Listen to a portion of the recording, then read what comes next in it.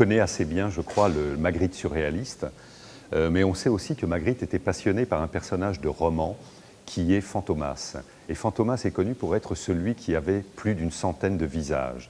Et donc, à partir de là, on peut imaginer que Magritte n'était pas aussi simple et réductible à une forme de peinture qui serait celle de sa période surréaliste. Et c'est un peu sur cette base-là que s'est développée l'exposition, en explorant d'autres aspects du personnage, des aspects parfois caricaturaux, parfois grotesques, on le voit pendant la période vache. Nous, ici, nous avons pris le parti de considérer le Magritte philosophe. On savait que Magritte avait échangé une correspondance assez nourrie avec Michel Foucault. On découvre dans l'exposition que dès les années 50, il est en contact avec les plus éminentes figures de la philosophie belge. Et ceci va le conduire à regarder la peinture d'une façon très philosophique. L'exposition est structurée en 2 temps pour rendre compte de cette curiosité philosophique de Magritte. Dans la première salle, celle dans laquelle nous nous trouvons, on expose ce que Magritte appelait des problèmes, c'est-à-dire des tableaux qui sont le fruit d'une réflexion, d'une spéculation à partir d'un objet donné.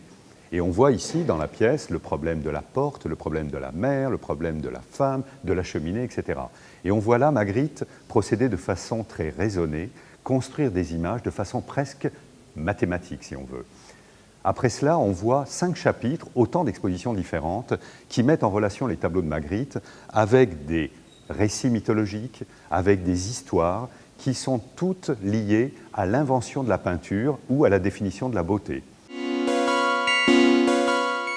Magritte était obsédé par l'idée que la peinture pouvait exprimer la pensée de façon au moins aussi efficace que les mots peuvent le faire.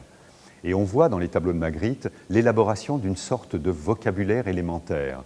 Il décompose le monde en fonction d'objets tout à fait caractéristiques, simples, et ce sont toujours les mêmes objets qu'il répète, agence au fil de son œuvre. Dans l'exposition, on met chacune des formes emblématiques de la peinture de Magritte en relation avec un récit qui est un récit d'invention de la peinture ou un récit mythologique qui fait état de la définition de la beauté telle que les anciens pouvaient l'exprimer.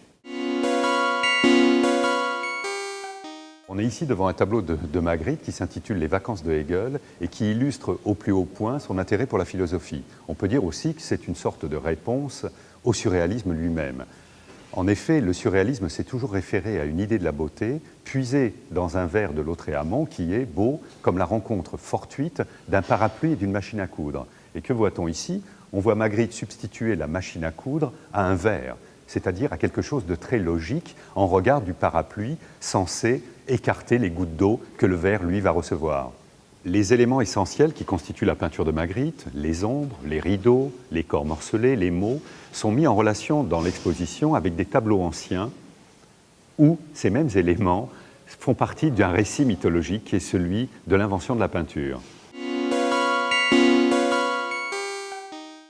On mesure à nouveau dans cette exposition quel est l'impact extraordinaire des images de Magritte, quelle est leur force visuelle extraordinaire. Ça vient en grande partie, et on le voit là aussi, c'est évoqué dans l'exposition, de sa pratique pendant des décennies de l'art de la publicité et de la communication. Quand il construit des images, il le fait avec le souci d'une efficacité totale. C'est aussi dans ce contexte-là, sans doute, qu'il développe son aptitude à concilier mots et images.